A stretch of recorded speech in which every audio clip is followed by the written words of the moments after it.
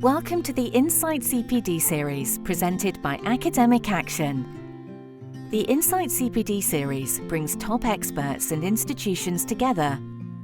These sessions empower education professionals to enhance learning experiences and drive positive change within their institutions.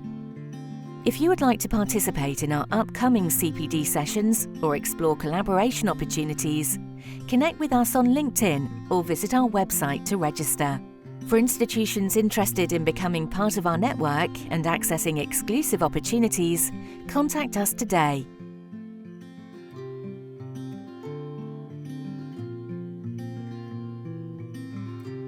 So I'm really pleased to be meeting you today, and this is going to be a very quick tour around what coaching is, but very specifically what narrative coaching is. Now, it's quite hard to do coaching where the coachee isn't speaking. So what I'm going to invite you to do is to bring a pen and some paper for the session. So get yourselves ready, because you're going to be doing some thinking, some reflecting, and quite a bit of writing.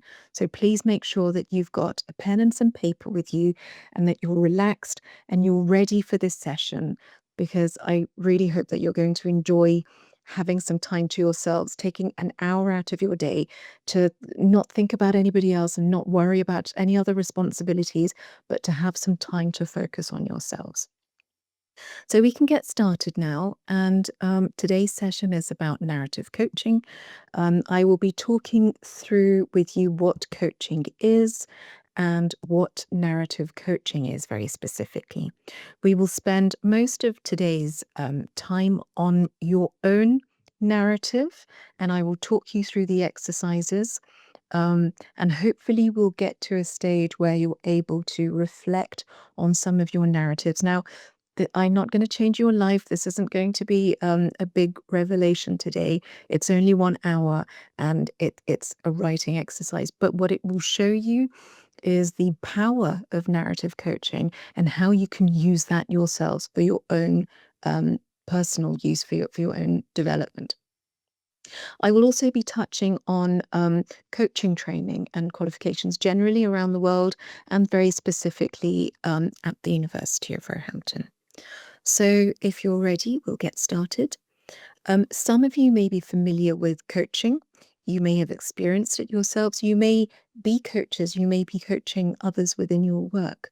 And so you may know that coaching is really a conversation. It's a conversation with a purpose.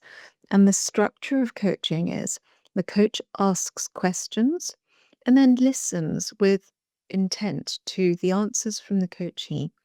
And the key element of this conversation is then that the coach summarizes what they have heard. And so they repeat back what they have heard to the coachee so that the coachee hears themselves. And that's the whole point of coaching. It's that space where somebody allows themselves some time to reflect about their own life and what's going on so that they can work out what their next steps should be. It's not a space where somebody goes to an expert and gets advice. The expert is the coachee themselves. It's the person themselves, and they will take their own knowledge and advice through that reflective practice. And in traditional coaching, this then leads to some form of creating a goal.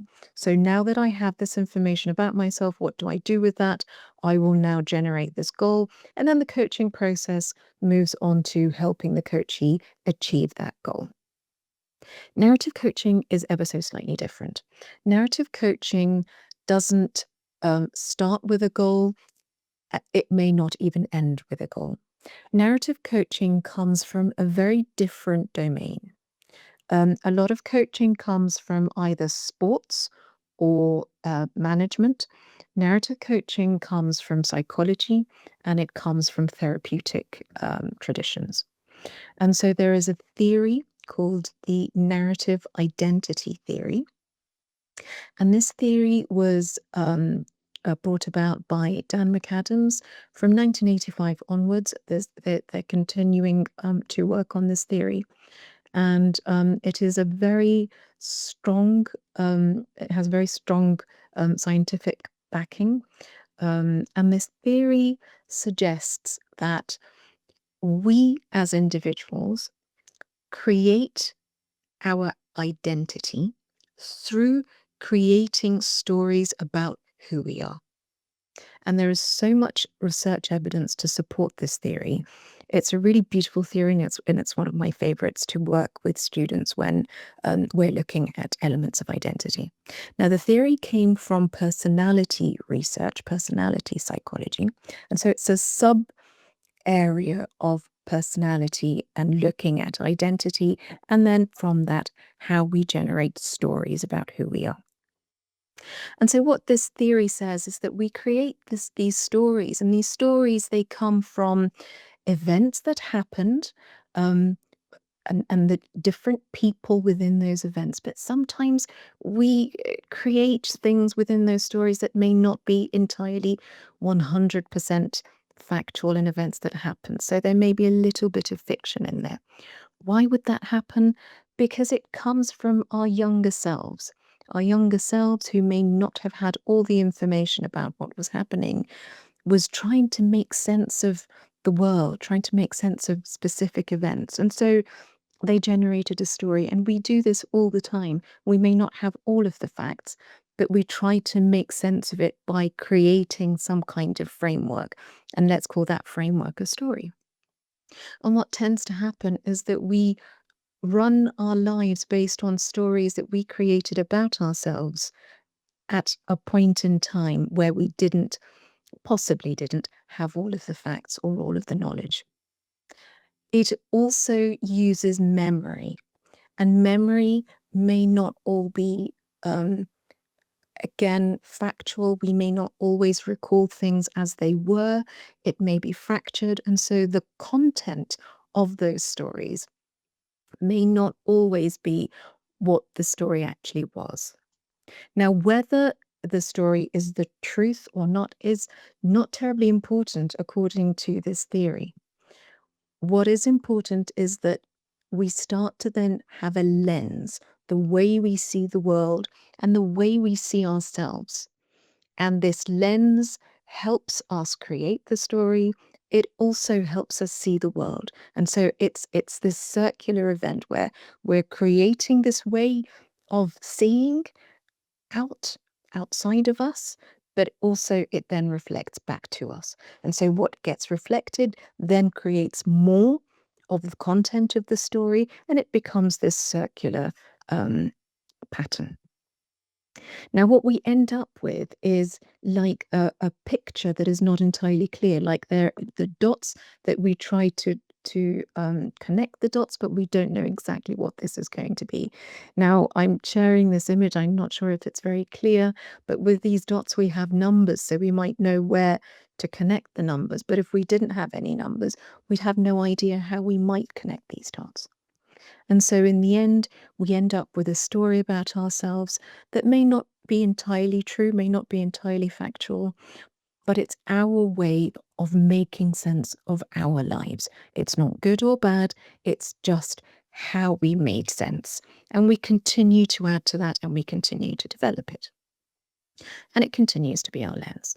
Now, what the theory also says is that most of the time, the stories that we create about ourselves help us. They help us to move forward in life. They help us to make decisions. They help us in our work, in our relationships, and so on. But sometimes they don't. And that is when we start to feel stuck. We start to feel maybe sad, or we start to realize that there may be some kind of problem. But we don't know exactly how to address that problem. Therapy might help. Therapy unpacks emotions, unpacks events. But coaching does things in a slightly different way. It takes the whole package. It takes that whole story and says, okay, let's have a look at this story. Let's examine, what have you been telling yourself about yourself, and where is that helpful, and where is that maybe not so helpful? So if you're ready, I would like us to maybe start having that practice now. So for the next 10 minutes, I'd like you to have your pen and your paper ready. And I'm going to time us so that we spend equal amounts of time on each of the three exercises I have today. And I would like you to start with drawing a timeline from the minute you were born until today. So you might want to draw multiple lines. It really doesn't matter how you do this. And every time you come to a big change in your life, put maybe the age you were and put the event, and then draw another line to the next big change. And again, put the age you were and what that event was. You don't need to write too much at this stage. But what I'd like you to do is to draw a timeline from birth till now with every big event in your life. And I will give you 5 minutes to do that. And once you're done, do let me know, and then we'll do the next part. So what you have categorized as being a big event in your life. It could be a house move, it could be any kind of change that occurred that you feel was significant to you. What I'd like you to do now is to go to each one of those events and write about how that event or the period of time in your life felt for you. So, what did that feel like? What can you describe it as? How can you categorize? Maybe it's a period. Have a look across the entire timeline, and I want you to find descriptors for those periods of time. You might find that a number of events might have similar descriptors, but I want you to be as careful as possible thinking back about these times and write your descriptors for them. So another 5 minutes, please.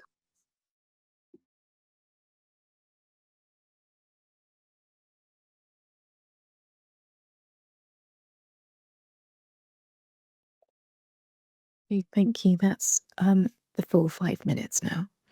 So now what we're going to do is we're going to use the research on narrative identity and apply that to the timeline that you have done. What the research found on narrative identity theory from narrative identity theory was that there are 5 main themes within every person's own narrative. 2 of those themes are really key to well-being. And the research found that we can change that narrative by viewing it in maybe in a different way, maybe in reframing. And so, irrespective of the events that have occurred, as we look at our life and try to find a way that is more helpful, we can manage ourselves better. And so, what I'm going to ask you to do now is to look at that timeline. So, you may have done an exercise similar to this before, but you may not have looked at your life entirely as a timeline. What I'd like you to do as you look at this timeline is I would like you to look for 2 things. The first is I would like you to look at where you have taken charge and you have made changes. So whether the changes that you have identified were instigated by yourself or whether you have found some form of agency within those changes. And I'd like you to identify that and make a note of that. And I will give you some time to do this. And the second thing I would like you to do is to consider other people. Who else in your story was important in each of these changes? So that these are the 2 elements that I would like you to consider. Your sense of control and agency. What did you do to make these events happen? What was in your control? And within these events, what did you do to manage? So your agency and your control and other people in their role. And specifically, we're looking at helpful other people.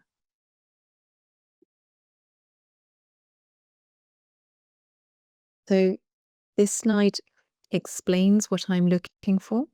I'm asking you to look for your patterns and themes, and specifically those where you showed agency and where you received support from others. We'll spend 10 minutes on this, and towards the latter part, I would like you to start thinking about if somebody else was looking at your story, would they see something different? Is there something else that you could add to this? So the starting point, look at the themes, look at where you had agency and where you had support, and then we'll look at the alternatives. So again, we'll spend 10 minutes on this. Yes, I'll repeat the first one. So the first one is to look at your timeline and to look for patterns. So it could be patterns of different ways that you used to think. You in a certain period of life, you used to think in a certain way, or used to have certain feelings, or used to have certain behaviors. Look at the patterns across the timeline. And once you've found those patterns, I then want you to think about yourself and where in these different periods of change, where you made decisions, where you maybe brought about the change, where you took charge in some way. And the second part to that is who was helpful, who was there for you, who had your back, who was supportive. And make a note of those two.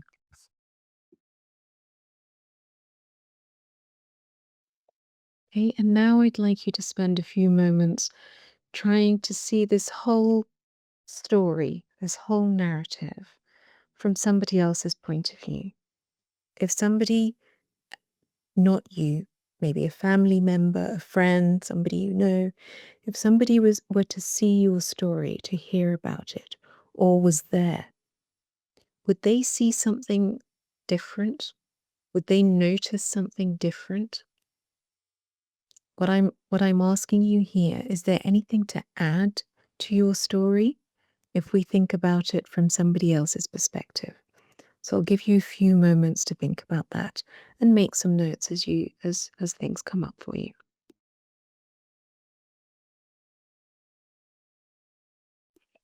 Okay, so what you have now is a timeline with the major events that happened in your life.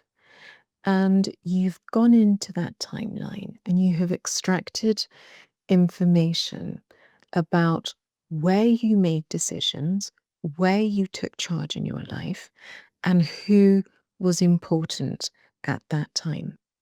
Now, it could be that those individuals are still in your life and they are still important, or it could be that through life we lose touch with different people.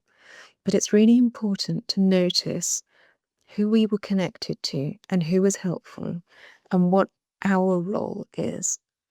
When we bring these two elements to our mind, it allows us to feel a lot more in control, and it meets our key psychological needs. And that is the connection with others and that sense of agency. And both of those two together help us work towards our third key need, and that is competence. To feel that we are capable to do the things that we need to do, we need to have those three elements in place: our sense of agency, our sense of connection with others, and our sense of capability. So these are absolute key. And so what I'm going to ask you to do next is to look at everything together and rewrite that story. So what we're looking at next is rewrite the story that you have, noticing what lessons have you learned. Looking at the exercise that we have done today, what has come to mind for you? What have you noticed about yourself? What have you noticed about the very important people that were in your life then or who are now, whatever that looks like? Write about that. Write about what you have learned, and also write about how does this revised story help you going forward. So again, 10 more minutes, and this is our final exercise.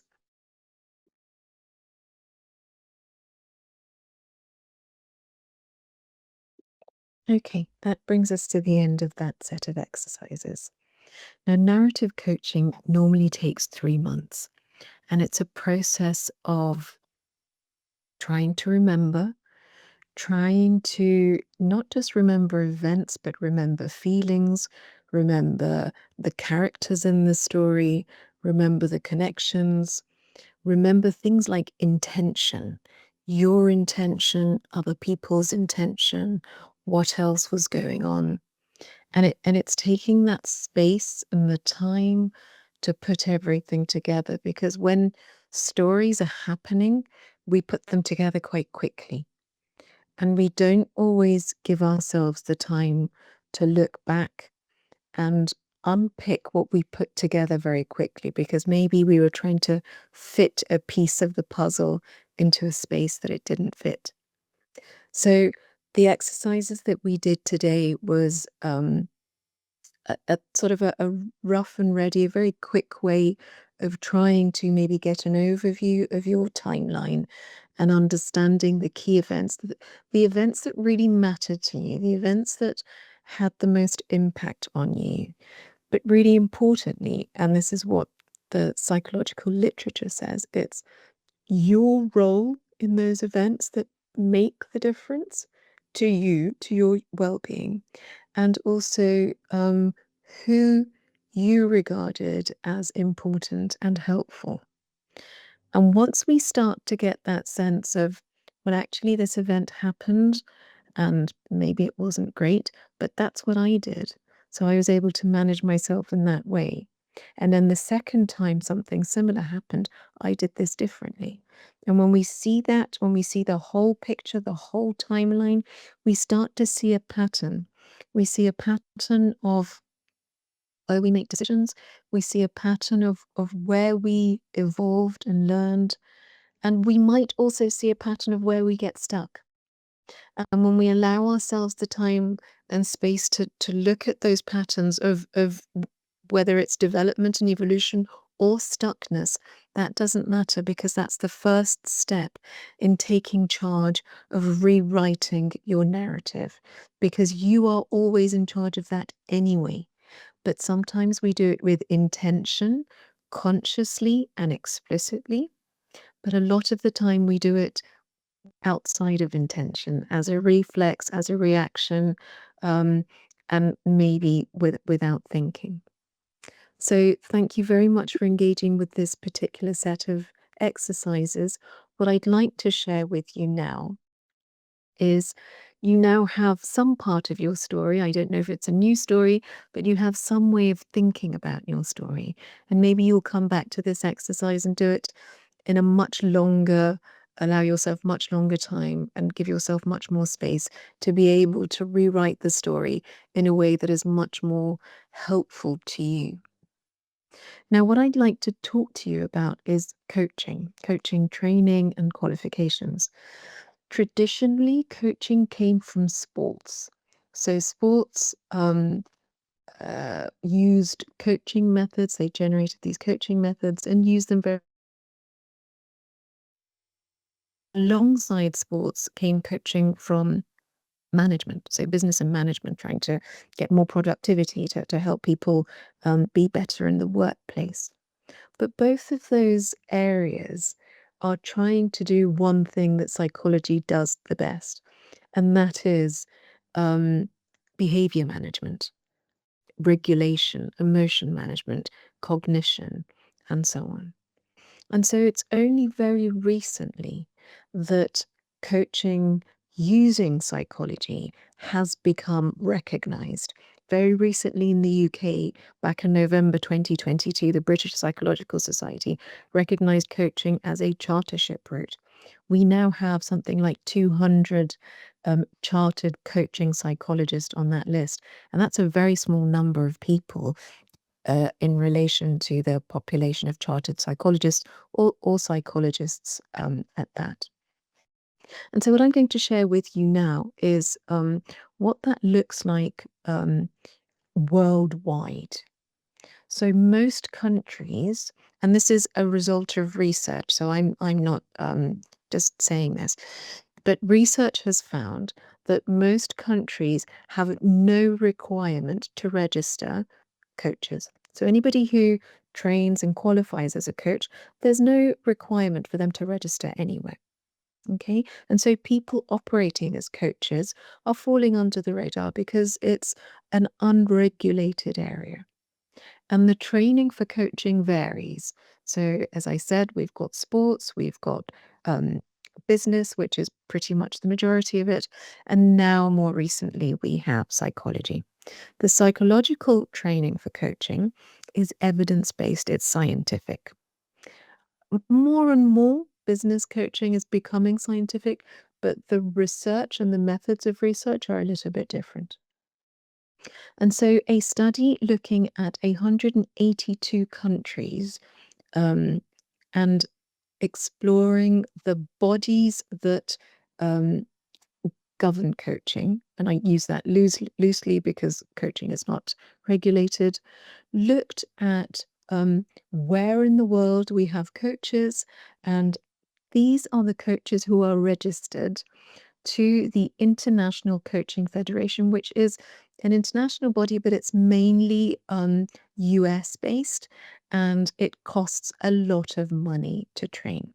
And so what we see here is a distribution of coaches around the world. And this study was in 2008, 2009, that you can see here in relation to the number of registered coaches around the world. We have 44,000, where 5% of those are in South America. Now, this number and these statistics make no sense at all. And so we know that the number of coaches who are working as coaches are going to be a lot more than that. They're simply not registered, they're not recognized. And the more recent study of this very similar survey, so this was done in 22-23, shows that the number of coaches operating in South America and the Caribbean have jumped from 5% to 16. Again, this number is not representative.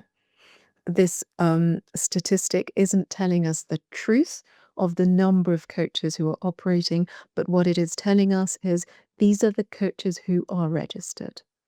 Now, the reason that a coach may not be registered, it could be multiple reasons. One of those is cost, and another is where they trained.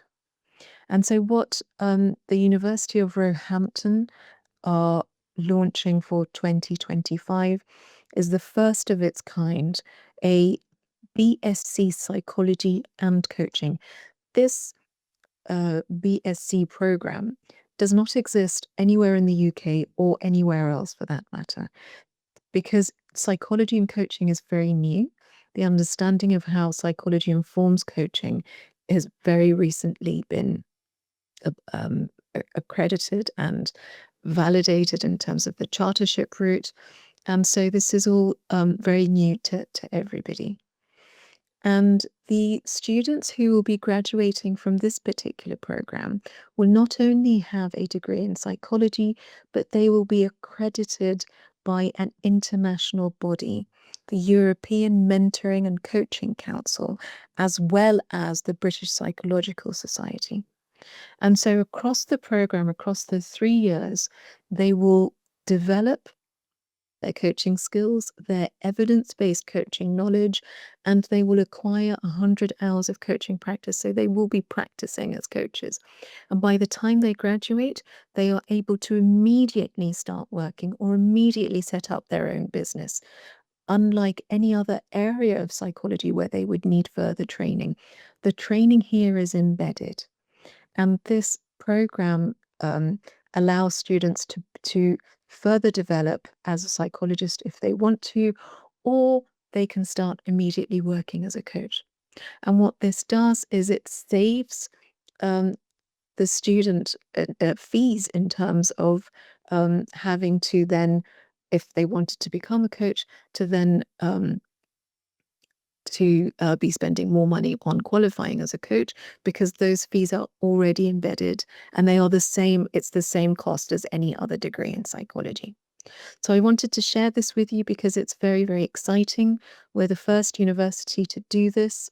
There's only one other master's program in coaching psychology in a different university, but between us two, we're the first in the UK and in the world also to be looking at combining psychology with coaching.